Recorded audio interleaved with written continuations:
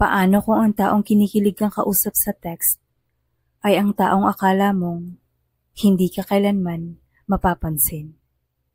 Hindi ko siya inaasahan. Isang text lang mula sa isang unknown number ang nagpabago sa buong buhay ko. Sa bawat good morning niya, sa bawat kwento niyang random at minsan corny, unti-unti akong nahulog. Pero ang hindi ko alam, ang textmate kong anonymous ay si Luna, ang crush ng bayan sa university namin. At ako si Alex, tahimik, invisible, palaging nasa gilid. Good morning, stranger. Isang simpleng text mula sa hindi rehistradong numero. Di ko pa pinansin noong una, pero nang araw-araw niya akong kamustahin, tanungin kung kumain na ako o kung anong ginagawa ko, parang naging parte na siya ng araw ko. Hindi siya demanding, hindi siya creepy, ang gaan kausap, parang kaibigan, o parang higit pa. Nagtataka ako kung sino siya. Ang tanging clue ko lang, pareho kami ng university. At gusto raw niyang manatiling anonymous for now. Kung may pagkakataon kang yakapin ang taong nagpapakilig sa'yo araw-araw, gagawin mo ba? Napaisip ako sa tanong niyang yun. Ang sagot ko, isang emoji lang. Hindi kami nagkikita, pero ramdam ko ang koneksyon namin. Nahuhuli niya ang mga hirit ko.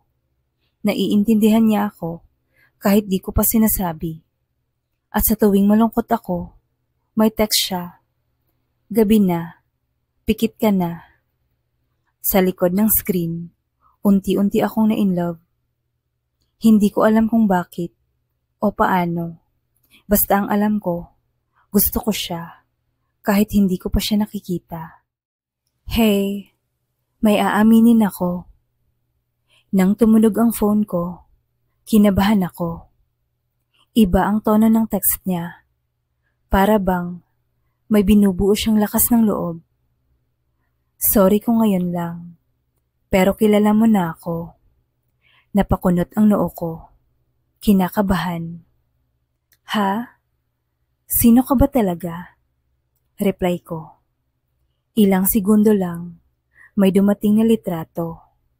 Isang selfie ng pinaka di ko inaakalang magiging siya. Si Luna, ang pinakasikat na babae sa campus. Muse ng varsity, top student, may 100,000 followers. At siya ang textmate ko.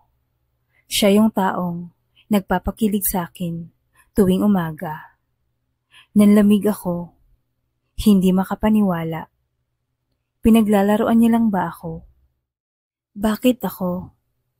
Tanong ko sa sumunod naming pagkikita. Hindi ko na kinayang i-text lang. Nagkita kami sa secret garden ng university. Sa wakas, nakita ko na ang mga matang laging masaya sa picture. Pero ngayon, puno ng kaba. Dahil ikaw lang ang hindi humusga sa akin, sabi niya. Dahil sa'yo, pwede akong maging totoo. Tahimik lang ako. Akala ko, gusto mo lang makipaglaro, sabi ko. Akala ko rin, pero Alex, iba ka. Ikaw lang ang nakakita sa akin, hindi bilang Luna ng lahat, kundi Luna na takot ding masaktan. Lumapit siya, hawak ang puso niyang halatang nanginginig. Alam ko ang dami kong pwedeng piliin, pero ikaw lang ang gusto ko. Pero hindi ganun kadali ang lahat. Kumalat ang balita. May nag-leak ng screenshot namin. Biglang trending. Biglang tanong ng mga tao. Tomboy si Luna? Sino si Alex? Mula sa anonymous textmate, naging Alex na umagaw sa crush ng bayan. Hindi ko to kaya. Iyak ko sa kanya. Ayokong masira ka dahil sa akin. Pero ako ang pumili sa'yo. Ako ang lumapit. Alex, wag mo akong iwan. Pero iniwan ko siya. Dahil iniwan ko rin ang sarili kong lakas. Natakot ako sa mata ng iba, sa mga bulong, sa mga titig. Lumipas ang mga linggo, tahimik ang phone ko. Wala ng good morning, wala ng kwento. Wala na siyang kamusta stranger.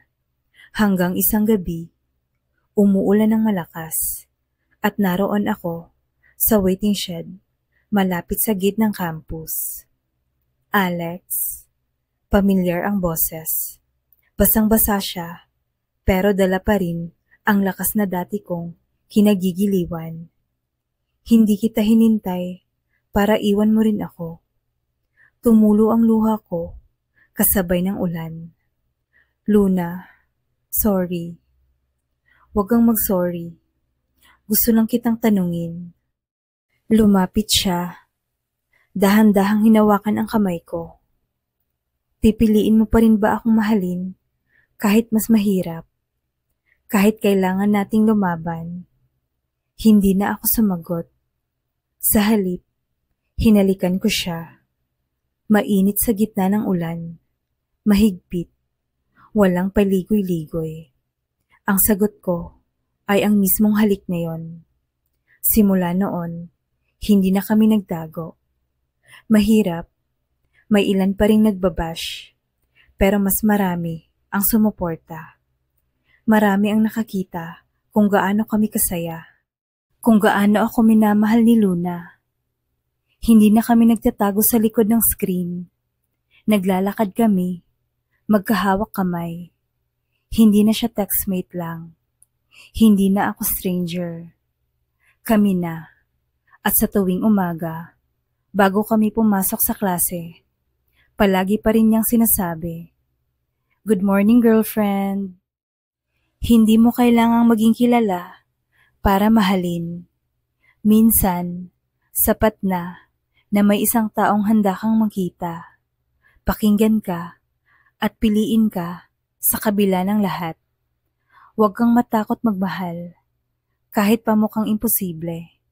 Dahil minsan, ang taong akala mong unreachable, siya palang matagal nang naghahanap ng katulad mo.